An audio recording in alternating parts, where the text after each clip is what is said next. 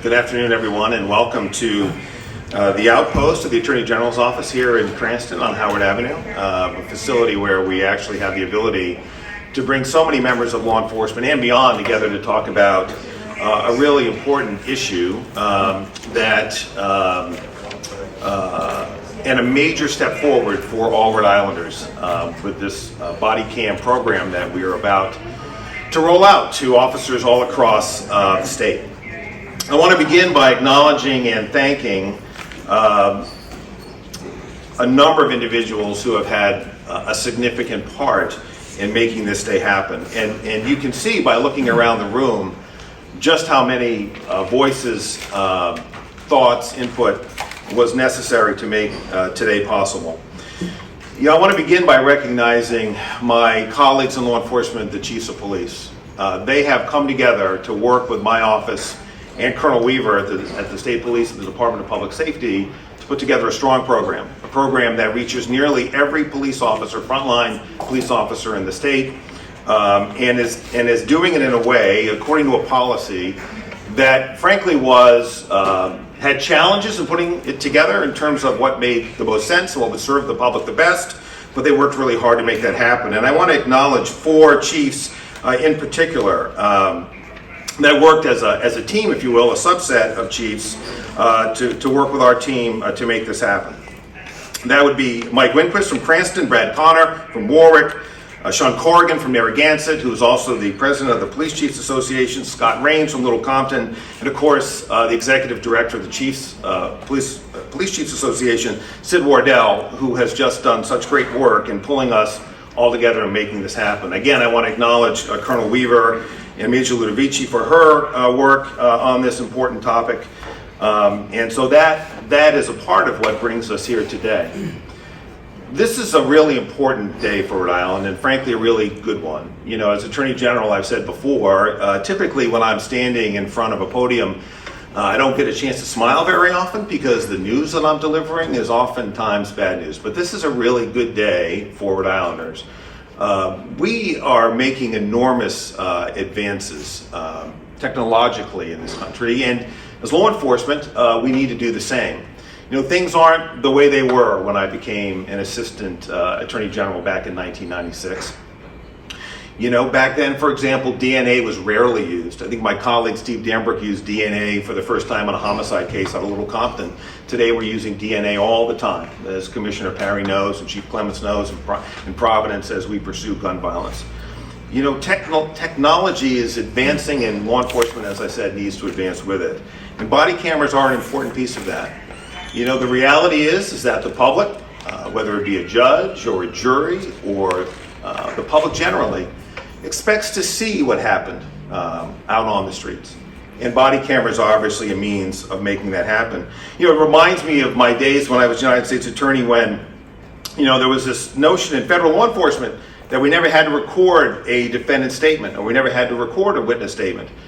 And those federal agencies had to be, frankly, encouraged and ultimately pulled into a place about a decade ago where they too needed to record statements. And so technology advances, the expectations of all of us in law enforcement rise, and body cameras are a significant way of meeting that renewed expectation.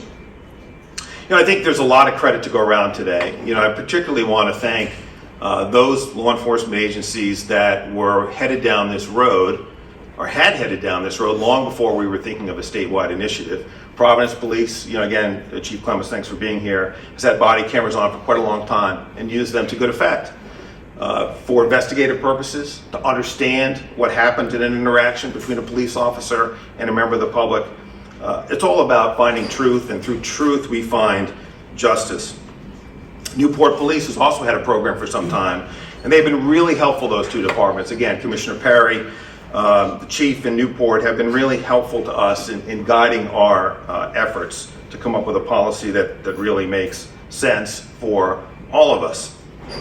And so today we are here to announce the rolling out of the money to put cameras on everyone, as well as the completion of our policy that will be in effect within a matter of a couple of weeks. We're going through the Secretary of State process to roll that out formally, but that policy is now complete based on best practices and input that we've gotten from a lot of quarters. I want to recognize others who you'll be hearing from today. Of course, Colonel Weaver, who will give us the details as to where the money will go and how much money is going where. Again, I want to recognize and thank Chief Sean Corrigan from Narragansett, who's done such great work on this project.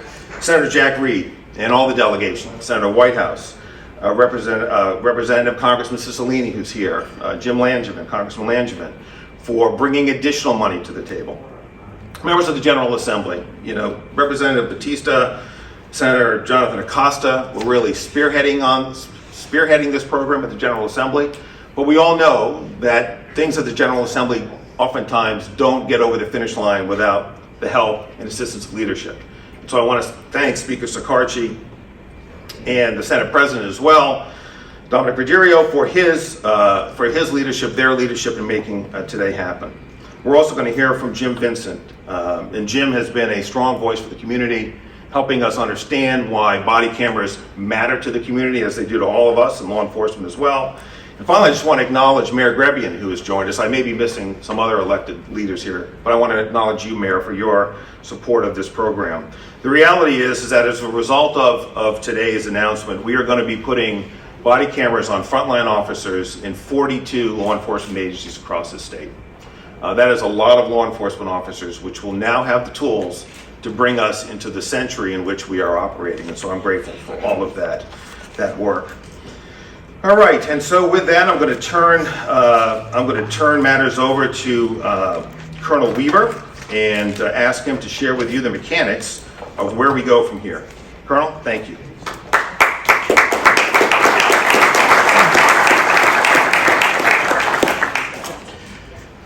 Thank you for the opportunity to join you today.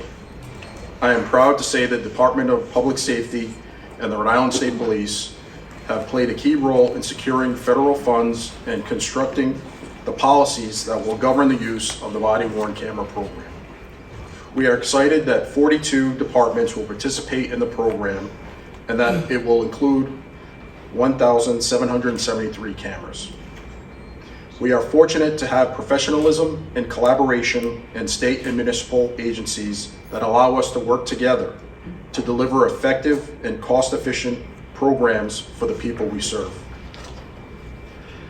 Today's announcement is the culmination of months of this productive teamwork, and I am thankful to our state and municipal partners for their efforts.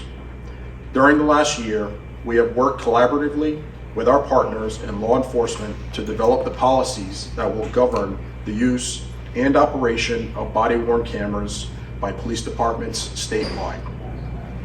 All municipal and state police departments receiving grant funds through the statewide body-worn camera program must adopt this policy that protects constitutional rights, documents critical interactions between police and members of the public, promotes transparency, and reflects the thoughtful input of citizens and advocacy groups throughout the public comment process. Outfitting our troopers and members of law enforcement with body-worn cameras is a key milestone as we work to address the issues that are challenges in policing today. Cameras will add transparency, provide accountability, and give a point of view of perspective to every police contact. I expect that cameras will foster greater trust between citizens and their police departments, helping to lower complaints and improve relationships. These cameras will substantially improve the quality of evidence we collect and conduct investigations more efficiently. I appreciate the support and efforts of Governor McKee, the policymakers and elected officials who have allocated funding for this important program, and I look forward to seeing the cameras deployed in the very near future. Thank you.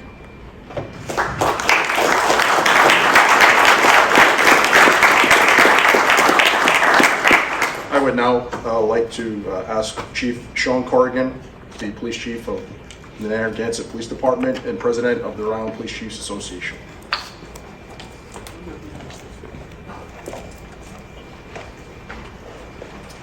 Good afternoon. I'd like to thank everybody for being here today. The police departments of Rhode Island are dedicated to upholding the best policing policies in an effort to keep our communities and our officers safe. In 2020, Rhode Island Police Department signed on to the 20 for 20 campaign. The 20 promises that we made to our communities were a commitment to adopting the following best practices so that we continue to carry out our duties fairly and impartially. As part of this initiative, each police department pledged to explore establishing a body-worn camera program. The Rhode Island Police Chiefs Association pledged to explore funding and policy guidelines. The Rhode Island Police Chiefs Association has been a strong proponent of the implementation and use of body-worn cameras as a valuable tool for modern policing. Body-worn cameras have been shown to provide immense benefit to both police departments and the communities they serve. They further law enforcement objectives as an additional tool to collect evidence and information, as well as facilitate professionalism and enhance training and opportunities. In addition, technology can positively impact police-community relations by expediting the resolution of police misconduct complaints and bolstering public trust by improving transparency and accountability. We would like to thank every stakeholder that has been involved in this process. This includes the Attorney General's office, state police leadership, many municipal police chiefs, and participants from the police departments themselves, ranking officers, Rhode Island legislature, and the governor's offices as well. We also received feedback from the labor unions, the IBPO, FOP, and the Troopers Union. And we also received feedback from the public, which was always the first step of all of our policy meetings. We recognize that not every community is able to take on the cost of developing a body-worn camera program or to obtain the technical or personnel resources. The funding announced today will help ensure communities have the necessary support. I also wish to recognize all the chiefs across the state who have shown the willingness to back this initiative and who have begun pilot programs throughout the state. Positive police-community relationships are built on mutual trust, legitimacy, and transparency. Body-worn cameras are an asset that can help strengthen the foundation of these relationships and, in turn, the safety of our communities. The Rhode Island Police Chiefs Association is pleased to see this important initiative move forward, and we will continue to support the state's police departments as their individual programs progress. Thank you. At this time, I'd like to introduce Senator Reid. Thank you.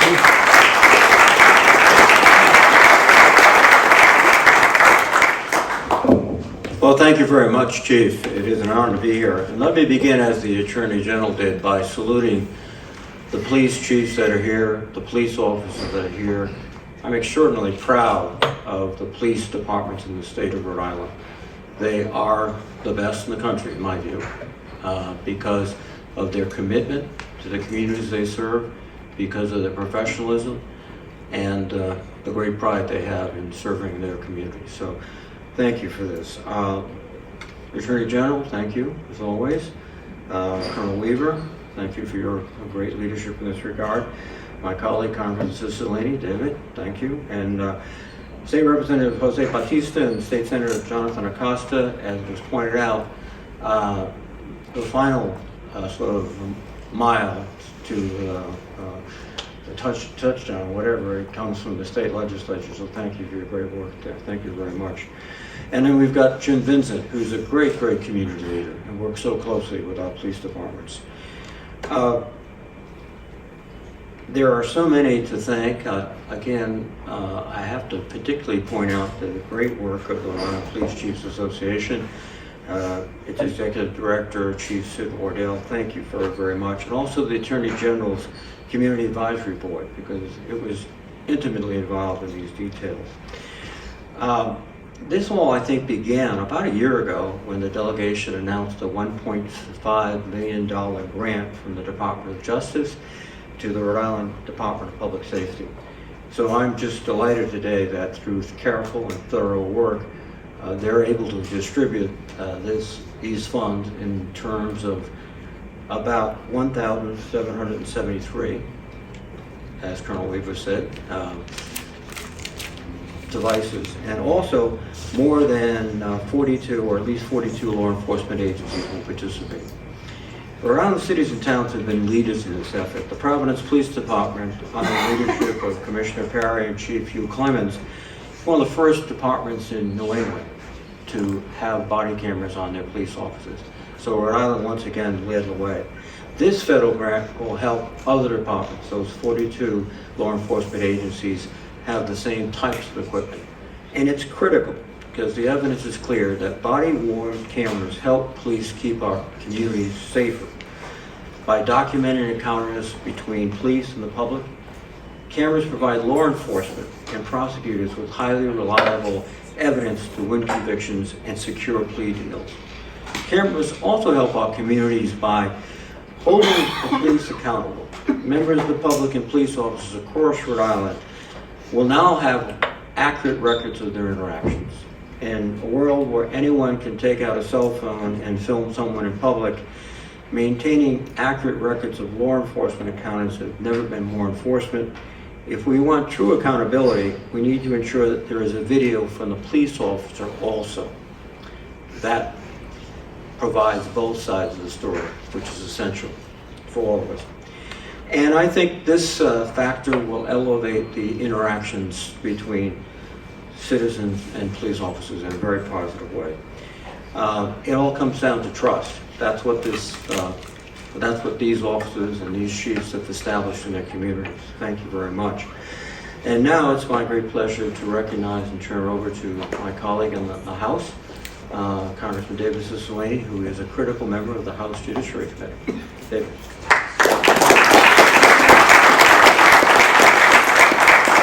Good afternoon. I am delighted to be here. I want to thank the Attorney General for inviting me to participate in this really exciting announcement. Of course, it's always great to be with our senior senator, Senator Reid, and I know we all speak on behalf of both Senator Whitehouse and Congressman Langevin. I also want to recognize State Senator Jonathan Acosta, who he, along with Representative Jose Bautista, I know led the fight in the General Assembly, and I want to congratulate them and thank them. Of course, Chief Corrigan and Colonel Weaver, Chief Clemens, the other chiefs that are here, and of course Jim Vincent, who plays such an important role to be sure that the community's voice is heard throughout this process. I want to say congratulations to all the state and local agencies who are receiving funding today through the new statewide body-worn camera program. A wise police chief once told me that the single most powerful weapon we have to fight crime is not a firearm, is not some military-style equipment, but it's the trust and confidence of the community.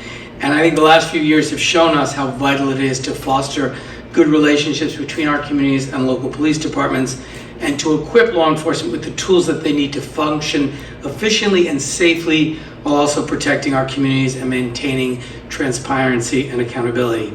And body cameras can be a tool to help accomplish this goal and provide for better evidence collection and really building trust between the police and the community.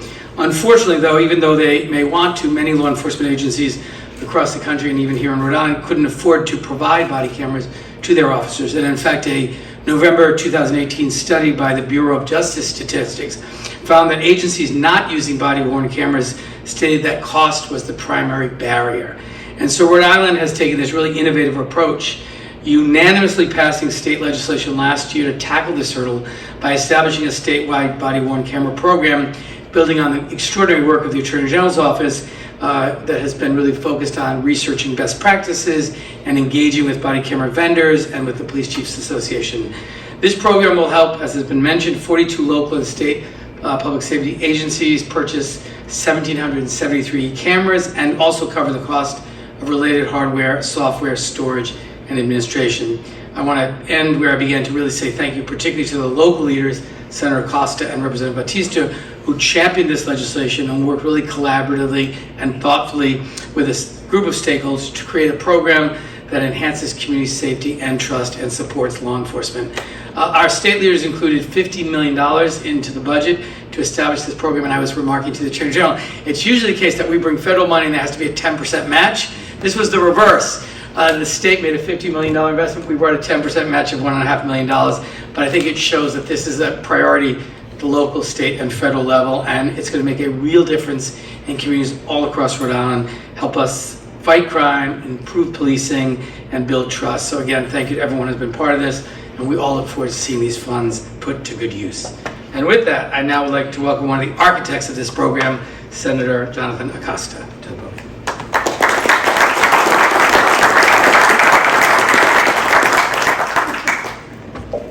Thank you, Congressman, and thank you to everybody who's here. I won't be redundant in naming everybody again.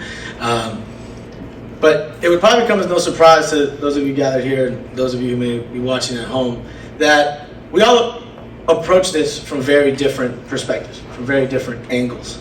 And personally, I'm very grateful that despite coming from different places, from different experiences, from even on the side of the badge, from policing very different communities, that we were able to sit down and have difficult conversations about what this policy would, could, and should look like.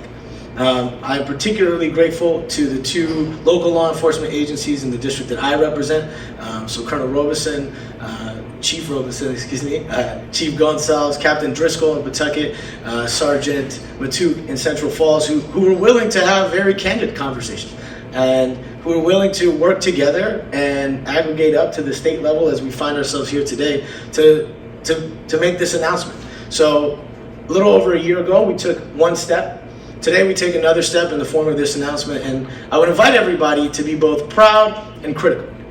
I think we should be proud to have a statewide policy. We are one of the first states to do this. We are one of the first states to collaborate with almost every single law enforcement agency in the state, with the Attorney General's office, with the General Assembly, to sit down and say, hey, here's what you can expect from a body-worn camera policy in our state. It doesn't matter where you are, and it doesn't matter which agency it is. The expectations are the same. And that's helpful for everybody. That's helpful for your lay citizen who's interacting with law enforcement. It's helpful for law enforcement who's being trained centrally and who might move from department to department or community to community. I invite us to be critical in at least two ways. The first is in interrogating those agencies or that agency who maybe decided not to participate in the program and have candid conversations about why. And the second is in recognizing what I'm very grateful for the Attorney General's office in recognizing, that this policy is imperfect. It was made by people, and all policies made by people, and particularly in a domain like law enforcement that is constantly evolving and the demands are changing, needs to be revisited. And so over the course of the next year, I invite law enforcement, members of the public, lawmakers, members of the Attorney General's office to keep an eye on this. What's working? What's not working? How can we make it better so that we can continue to try to perfect something that is imperfect?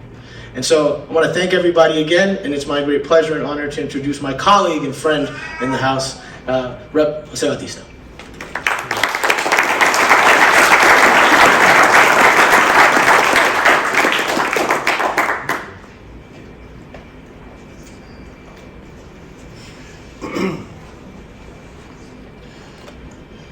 Well, good afternoon, everybody. It is so great to see you.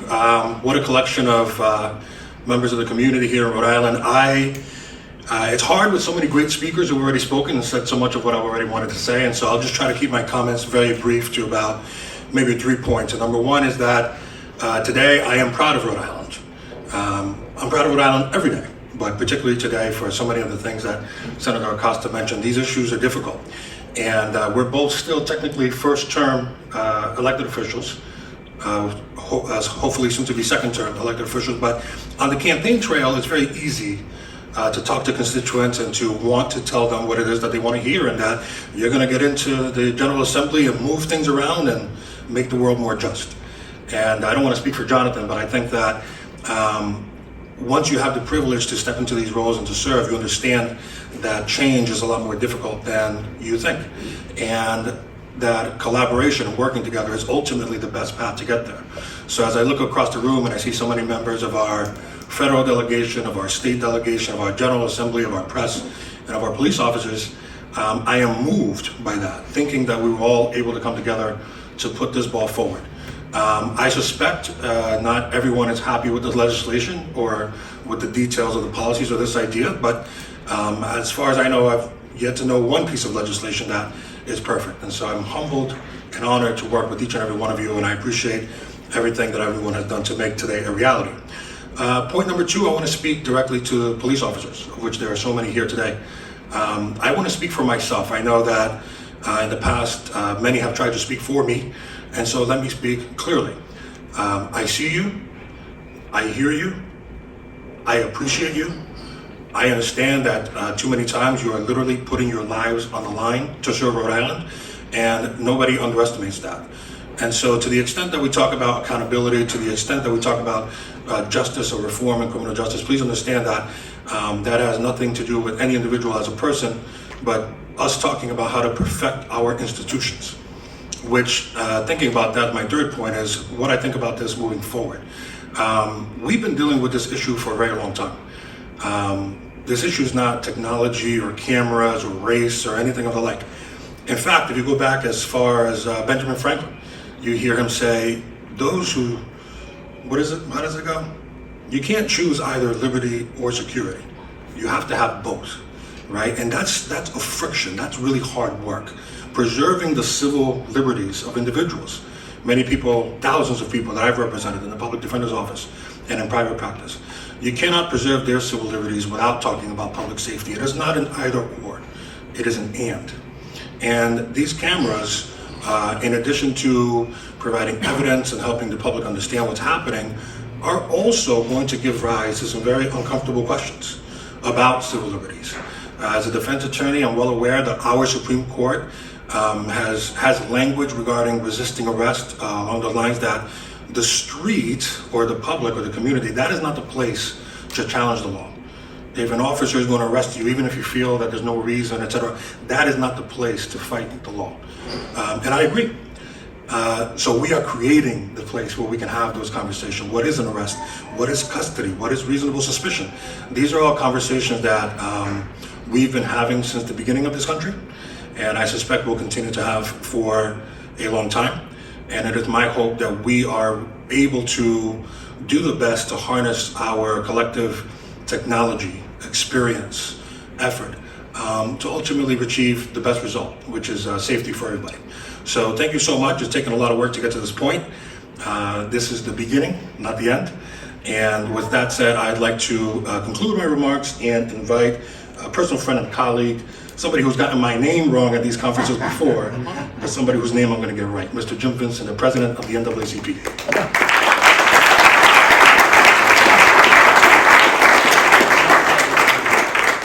Wow. Well, thanks everybody for being here. This is truly a great day in Rhode Island. And I'm the last speaker, so. Anyway, in June 2021, I participated in the announcement of the statewide body-worn camera program, and I am pleased to see how far the initiative has come, going from a well-thought-out policy concept to a program with guidelines and the purchasing of cameras. Police body-worn cameras are tools that we have seen become a best practice throughout the country, and Rhode Island law enforcement agencies now have the opportunity to implement them in a significant way. Not only was this a worthwhile idea, but it was a worthwhile investment, and we can thank leaders at the state and federal level for making it happen. Thank you.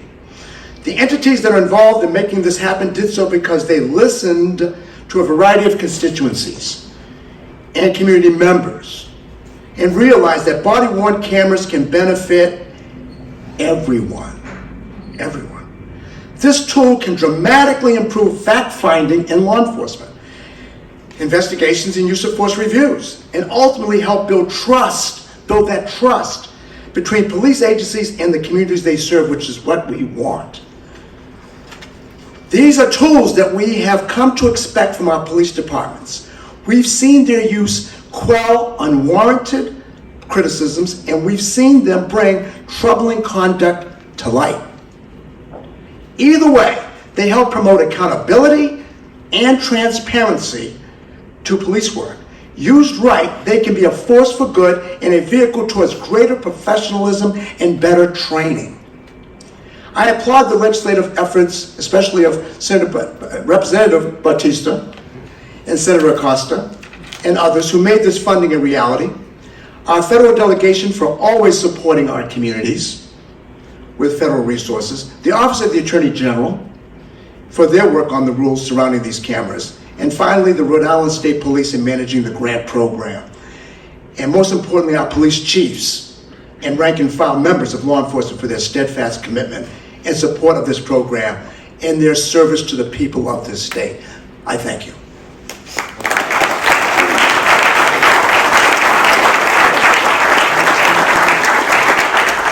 Well, thank you, Jim. And, I want to just kind of take us back to where we started. When I look at this issue, this objective, this program, it really begins with a look at Providence, understanding that body cameras can help. And there are a lot of perspectives about body cameras, but they can help finding truth and justice and accountability for everyone. Then the question is, how do we pay for it? That was one of the biggest challenges. How do we pay for this program? How do we get body cameras on 1,773 individuals? That took the leadership of the General Assembly and the federal delegation to help us close that gap. Now the third component was, how do we take these cameras?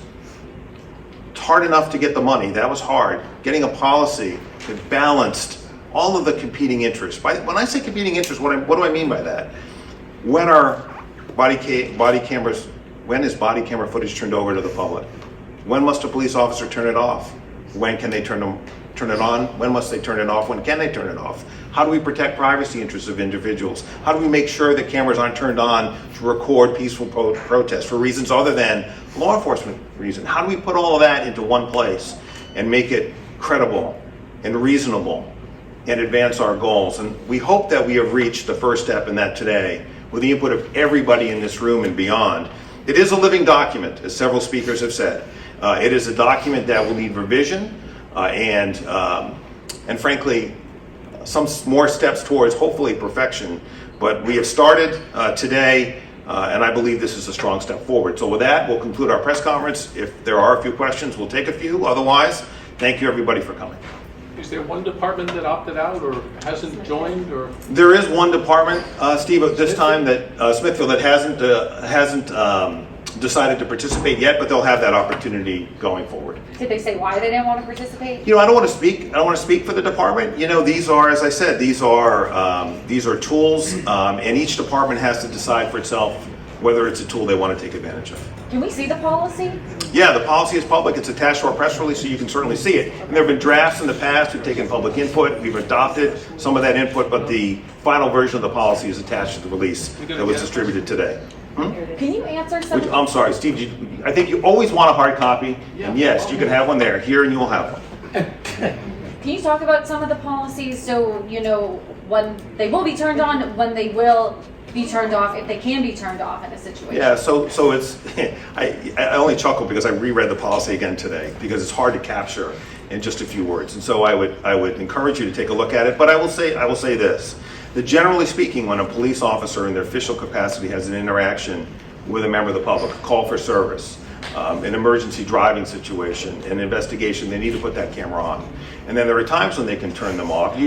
Typically, the presumption is they'll be on until the interaction is over. But there may be reasons why a person may not want to speak to a police officer while being recorded, and so that may be a reason to turn it off. But all of those reasons have to be documented so that the circumstances of that turning off the camera can be evaluated. So this was a conversation that went on between law enforcement, the Department of Public Safety, as I said, Major Ludovici had a huge role here, the police chiefs that I mentioned earlier, those 4 chiefs plus Sid Wardell, our office. I want to recognize Dan Sutton and Kate Sabatini from my office who worked really hard on this to try to strike the right balance, follow best practices. Sometimes we had to come up with our own approach, but we think we have struck the right balance. But I do recognize that there will be tweaks that will be necessary. The private universities that have police departments are not part of this? Well, our view is that public agencies ought to benefit at this point from public money. And then private agencies, they're going to have to make their own choices whether they are willing to invest in this program. But look, money for this program was one of the initial challenges. I think when I talked to police chiefs, going back a number of years, one of the challenges was how do we pay for it? We were asking us to make a commitment, how do we pay for it? And what we did not want to do, this is why it was voluntary, we did not want to impose a mandate on individual municipalities to have to do this. And so this is a voluntary program that most have taken advantage of. General, Congressman Cicilline said that trust is a big element between the community and the police department, but sometimes there's a tension between your office and say a high-profile case where there is a lot of public interest Yeah. and body-worn camera video being released? How do you square that in the policy? You know, the way we squared it in the policy is that generally speaking, once a investigation is substantially complete, and that has more meaning than it may sound like at first blush. In my mind, what that means is that every recipient witness, meaning everybody who had eyes on that incident, has been interviewed and their statements have been taken, so that there can't be an accusation, fair or unfair, later that their testimony is changed based on what they might have seen on a news outlet. At that point, the footage would be released. But I will tell you, Tim, that was one of the hardest things that we struggled with. We have an obligation to be fair to a defendant, to be fair to an accused, regardless of who that accused is. At the same time, we recognize the public interest. We also recognize that the longer you sit on some of this evidence, the more suspicion there is that the government somehow is holding something back. And so that's how we try to strike that balance, recognizing that it is a bit of a challenge. Smithfield notwithstanding, does every department have to adopt every aspect of this policy, or is there some autonomy within each department where they might say, well, this doesn't work for Central Falls, or this doesn't work for Coventry, so we're going to tweak the policy? Or do they have to take it wholesale? They have to take it, they can tweak the policy, but only to provide more protections. They cannot, for the public, they cannot change their policy in contravention of this policy. So this is the basement, not Correct. the ceiling? Correct. It's a lot like the Naacpd that I know you are very familiar with. Does this outline what kind of consequences a police officer could face if they do turn off their camera during an interaction? Yeah, we've really left that to police chiefs. I mean, one of the things that I was really focused on as we move through this is, you know, we're prosecutors. You know, what we really want as prosecutors is we want to know exactly what happened, because we're the ones who are presenting evidence to a court. You know, police officers have a different perspective. They're on the street. They're the men and women who are literally putting their lives on the line for the community. They and their chiefs understand the challenges they face as they work through that mission. And so there were a number of forks in the road, frankly, where I spoke to chiefs, and the chiefs convinced me that a lot of what we were talking about should be addressed through training. And so you'll see in the policy there are some of those forks. We're going to train on these issues. And so whether it be discipline for infractions or not following the policy or training, really want to leave those things to chiefs. Look, I think this is not a situation from my perspective where the right approach is to find a violation of the policy and say, oh, we got you and we're going to hold you accountable. The idea is to take this policy, train on it, use the best practices. It's better for police officers and it's better for the public. Just to be clear, is this enough cameras for like every uniformed officer, or will there be? Yes. Yeah, the goal was to put a camera on every frontline police officer for every department and municipality that wanted them. That was not an easy hill to climb. It required the delegation to step up. It required the General Assembly to step up. And that's why everyone in this room shares a great deal of credit in getting us to today. And beyond here as well. So this could be a dumb question, but how do you put a body camera on an officer that's not wearing a uniform, a normal uniform? We see officers around Providence and all the cities that do not wear uniforms, but they are clearly identified that they're officers. Right. They're not undercover, they're just in plain clothes. Yeah, so we're leaving that to the individual departments to sort through that. But what we want to capture here is interactions between police and the public when police are acting in their official capacity. Now, certainly, as you I think allude to, when a police officer is undercover, that's not going to be the situation. But the idea is when a known police officer is interacting with a member of the public, that we have the availability of the body camera to capture that interaction. And how fast will this be happening? Very shortly. The money is, as I said, the policy is complete. It's moving through the Secretary of State's process. As soon as each department signs on to that, and they have, then the money will begin to flow. We'll get these on police officers very quickly, Steve. 2 questions. Are they all getting the same exact camera? Look, I'm going to defer to either Colonel Weaver or Sid Wardell on that. I believe so, but don't hold me to that. The mechanics of which camera and exactly which model is not where my head is at. I will say this, that I know Chief Monahan from South Kingstown is here with an officer who has a camera. So if anybody wants to see one, I hope I didn't just say something that was correct. There he is right there. He's the gentleman in the baseball cap and the taser on his left hip.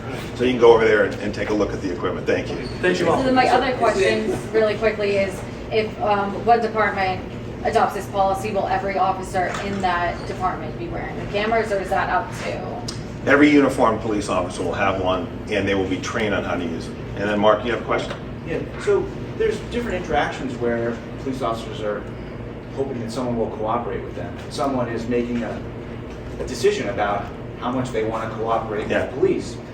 And I just wonder, as the public becomes more aware, there could be a camera running here. What advice would you give to members of the public who are in that situation? They don't want to speak on camera, but they want to talk to the police officer, in the middle of one of these interactions.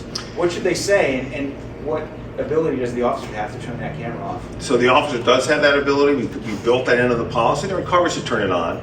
But look, if you talk to these police chiefs and others out here, I can look at every one of these chiefs, and they didn't start at chief. They've all been on the street.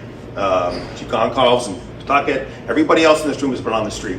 And they know how to train their officers, how to handle those situations. Sure, there are going to be times when that interaction would ordinarily be recorded, but that witness will only talk to you if you don't record that interaction, because they're going to point out who may have committed a serious crime. And on those instances, we've given the police officers the freedom under the policy to act appropriately. But the police departments and the academies are going to train on those issues. These men and women out here know how to instruct their officers, their men and women, how to do their jobs. We're going to allow them to do that. Are you aware of any other states doing this on a statewide basis? The only one that I'm aware of that is also in this process, and where they are relative to us, Steve, is Delaware. And I'm not sure where they are in their process, but I believe we are at the forefront of this, and I think it's going to pay off really well for both the public and law enforcement. Is this footage going to be stored in one state database, or is every department going to be on their own system storage? How is this going to be stored, and how is it going to be accessed by public and you guys? Yeah, so a lot of that is spelled out in the policy, but one of the big challenges several years ago was that storage was really expensive. Those costs have really come down. We'll be able to access it as the prosecutors, obviously. The public will access it as it's released by the police and in consultation with my office, depending on the circumstances of what it is that we're looking at. Obviously if it's a criminal investigation, that'll be one thing. If it has nothing to do with a criminal investigation, that's something else. So those will be handled on a case-by-case basis. General, just one last question. Presumably this grant money is going to dry up and the costs will have to be incurred by each of the individual departments. What kind of buy-in have you got from them that they'll continue these programs beyond the extent of the money? Yeah, it's a great question, Eli. I think I have no doubt that when we are at the end of this 5-year road, the benefits of this program will be very clear. I think if we were to ask Chief Clements, I think he would acknowledge that Providence will never go in another direction as long as he's in leadership there for lots of reasons. I mean, both from the public's perspective and from protecting the good men and women in blue who wear them. So my belief is that once we get this thing started, we will find the funding to do it. The delegation is always there when we need them. The General Assembly has stepped up again this time.